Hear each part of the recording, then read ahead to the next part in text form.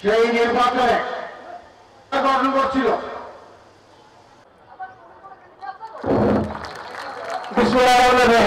সভাপতি আজকের অনুষ্ঠানের মধ্যমনে হচ্ছে শুভ উদ্বোধন ঘোষণা করছে। সবাইকে ধন্যবাদ। সুযোগ্য অযোগ্য আহ্বায়ক জনাব মাসুদ খানের সুযোগ্য সন্তান জনাব, আপনারা সবাই দোয়া করবেন এবং বেগম খালেদা জিয়া তাদের সাথে আপোষ করেননি। দীর্ঘদিন যেমন এই সরকার করেছে, সরকার বিরুদ্ধে আন্দোলন করেছে,